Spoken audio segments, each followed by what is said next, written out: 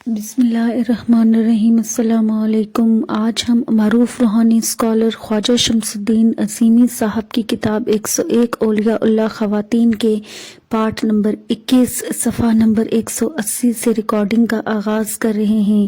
Be be Hafsa رحمۃ اللہ علیہ بنت شیری۔ بی بی حفصہ رحمۃ اللہ علیہ حضرت خواجہ محمد شیری رحمۃ اللہ علیہ کی ہمشیرہ تھی۔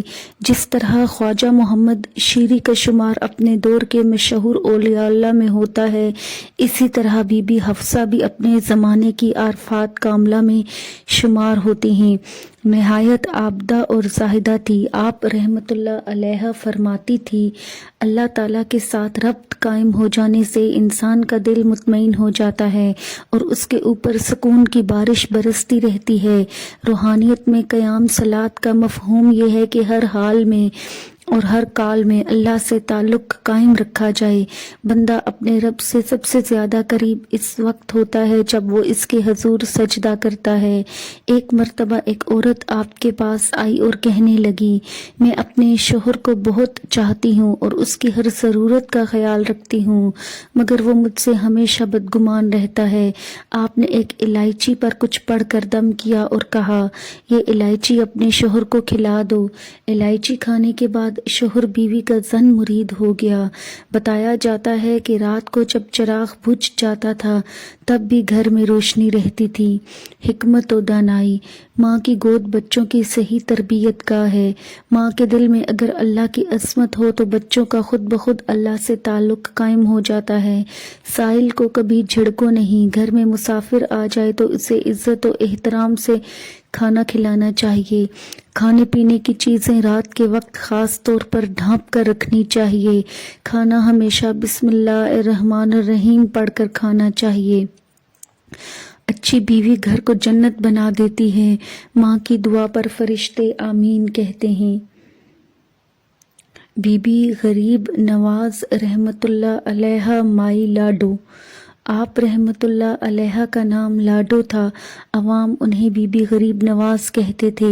مولانا سعید الدین رضوی کی صاحبزادی تھی، جن کا شجرہ نسب حضرت امام موسیٰ رضا تک پہنچتا ہے۔ رہائش دہلی میں تھی، بعد میں برولی تشریف لے گئی۔ بی بی غریب نواز سلسلہ قادریہ میں شیخ محی الدین ریاض-سنائی سے بیعت تھی۔ آپ رحمۃ اللہ علیہ کی رسائی حضرت فاطمہ رضی اللہ عنہا کے دربار میں تھی۔ اسی نسبت سے آپ رحمۃ اللہ علیہ نے بحالت مراقبہ اپنے بیٹے شاہ نیاز بے نیاز کو 4 ماہ کی عمر میں جناب سیدہ رضی اللہ عنہا کے قدموں میں ڈال دیا۔ حضرت فاطمہ زہرا رضی اللہ عنہا نے حضرت نیاز بے نیاز رحمۃ اللہ علیہ کے سر پر ہاتھ پھیرتے ہوئے فرمایا، یہ ہمارا بچہ ہے۔ حضرت نیاز بے نیاز فرماتے ہیں، ایک روز بی بی غریب نواز رحمۃ اللہ علیہ نے مجھے طلب فرمایا۔ جب میں حاضر ہوا تو اپنا ہاتھ میرے سامنے کرتے ہوئے فرمایا، دیکھ یہ کیا ہے؟ میں نے عرض کیا، آپ کا ہاتھ ہے۔ آپ رحمۃ اللہ علیہ نے پھر کہا، دیکھ یہ کیا ہے؟ میں نے وہی جواب دیا۔ تیسری مرتبہ نہایت تیز لہجے میں فرمایا، غور سے دیکھ یہ کیا ہے؟ میں نے دیکھا کہ بی بی غریب نواز رحمۃ اللہ علیہ کے ہاتھ کی 5 انگلیاں مشعل کی طرح روشن ہیں۔ ایک روز بی بی غریب نواز مراقبہ میں تھی کہ ایک کالا سانپ نکل آیا۔ شور ہونے پر بی بی صاحبہ نے آنکھیں کھول کر دیکھا تو سانپ رک گیا۔ آپ رحمۃ اللہ علیہ نے انگلی سے اشارہ کرتے ہوئے فرمایا، لا الہ الا اللہ۔ سانپ نے سر اٹھایا اور پھر زمین پر رکھ دیا۔ بی بی صاحبہ نے انگلی کی جنبش سے اتنی ضربیں لگائی کہ سانپ میں ہلنے کی طاقت نہیں رہی۔ ایک خادمہ نے سانپ کو اٹھا کر دروازے کے باہر رکھ دیا اور کہا کہ خبردار، آئندہ گھر میں نہ آنا۔ عرصہ تک بارش نہیں ہوئی۔ اس کی وجہ لوگوں نے یہ بتائی کہ دریا کے کنارے ایک مجذوب شکستہ جھونپڑی میں رہتے ہیں۔ جب آسمان پر ابر اٹھتا ہے تو وہ ڈنڈا لے کر کھڑے ہو جاتے ہیں۔ بادشاہ وقت نے کئی بزرگوں سے رجوع کیا، انہوں نے باری باری مجذوب کو سمجھایا، لیکن وہ ہر دفعہ یہی کہتے تھے کہ ہم نہیں برسنے دیں گے، ہماری جھونپڑی بہہ جائے گی۔ لوگوں نے بی بی سے درخواست کی کہ وہ مجذوب کو سمجھائیں۔ بی بی نے کہا کہ جب اس نے مردوں کا کہنا نہیں مانا تو مجھ عورت کے کہنے کا اس پر کیا اثر ہوگا؟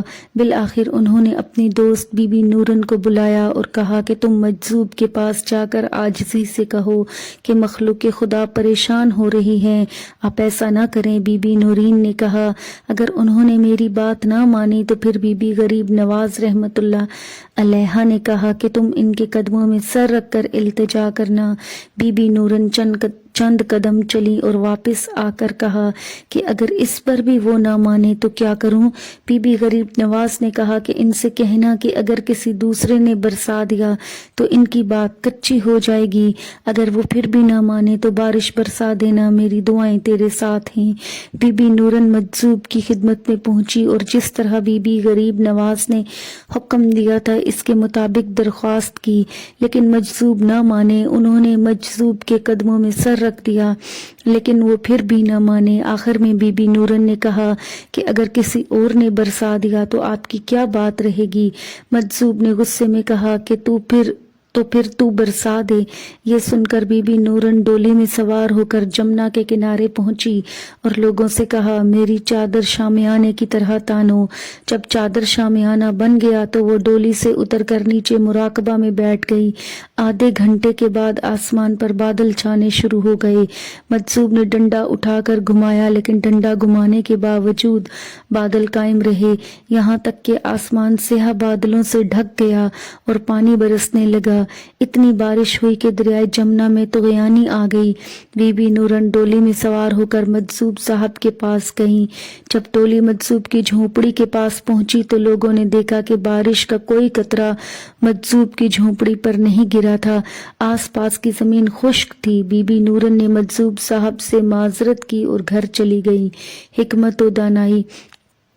اللہ کے کام نرالے ہیں، جس سے جو چاہے کام لے لیتے ہیں۔ غیر معمولی طاقت اس کو ملتی ہے جو اس کا موضوع استعمال جانتا ہے۔ اللہ کے دوست ہمیشہ خوش رہتے ہیں اور دوسروں کو خوش رہنے کی تلقین کرتے ہیں۔ حقیقت ایک ہوتی ہے، ہزاروں لاکھوں نہیں۔ حقیقت میں تغیر نہیں ہوتا، اللہ کے علاوہ ہر چیز فانی ہے۔ بی بی یمامہ بطول رحمت اللہ علیہا۔ حضرت بی بی بطول رحمت اللہ علیہا حافظ قرآن تھی، گھر میں بچیوں کو قرآن پاک کی تعلیم دیتی تھی، معنی و مفہوم پر خود بھی تفکر کرتی اور بچیوں کو بھی قرآن کا مفہوم سمجھاتی تھی، بچوں سے بہت زیادہ پیار کرتی تھی۔ ایک رات خواب میں بی بی بطول رحمت اللہ علیہا کو رسول صلی اللہ علیہ وآلہ وسلم کی زیارت نصیب ہوئی۔ دیکھا کہ ایک بہت بڑے میدان میں جس کے چاروں طرف سبزہ زار اور کھیت تھے، آپ نے بعد جماعت نماز پڑھائی۔ مقتدی سب کی سب خواتین تھی، سب سے پچھلی صف کے وسط میں کھڑی تھی۔ جب سیدنا حضور صلی اللہ علیہ وآلہ وسلم نے سجدہ کیا تو سجدہ کی حالت میں یمامہ بطول رینگتی ہوئی آپ سے ایک قدم پیچھے پہنچ گئی۔ حضور صلی اللہ علیہ وآلہ وسلم جب سجدہ سے اٹھے تو یمامہ بالکل آپ کے پیچھے کھڑی تھی۔ آپ نے سلام پھیرا اور دعا فرمائی، انہوں نے آمین کہا اور پھر آپ صلی اللہ علیہ وآلہ وسلم نے 33 دانوں والی سبز رنگ کی تسبیح انہیں عطا فرمائی اور خود اپنے ایک ساتھی کے ہمراہ کھیتوں کی طرف تشریف لے گئے۔ یمامہ بطول نہایت مہمان نواز، سخی اور فیاض تھی، ان کے ارد گرد خواتین کا ہجوم رہتا تھا۔ ایک دفعہ خواتین کو درس دیتے ہوئے فرمایا، روئے زمین پر انسان کو ہدایت صرف اللہ کی کتاب قرآن پاک سے مل سکتی ہے۔ قرآن پاک تسخیری فارمولوں کا خزانہ ہے، جتنی ذہنی توجہ اور اخلاص سے ہم ان کو تلاش کریں گے اتنے ہی خزانے ہم پر منکشف ہو جائیں گے۔ قرآن کریم کو عزم، ولولہ اور ہمت کے ساتھ پڑھیے کہ اس کی نورانی کرنوں سے ہماری زندگی سنور جائے۔ قرآن آئینہ کی طرح آپ کے اندر ہر داغ اور ہر دھبا نمایاں کر کے دکھاتا ہے۔ قرآن ایک ایسی انسائکلوپیڈیا ہے جس میں ہر چھوٹی سے چھوٹی اور بڑی سے بڑی بات و صفات کے ساتھ بیان کر دی گئی ہے۔ سیدنا صلی اللہ علیہ وآلہ وسلم نے یہ بشارت دی ہے کہ اب صفحہ نمبر 185 پر اختتام ہوا چاہتا ہے۔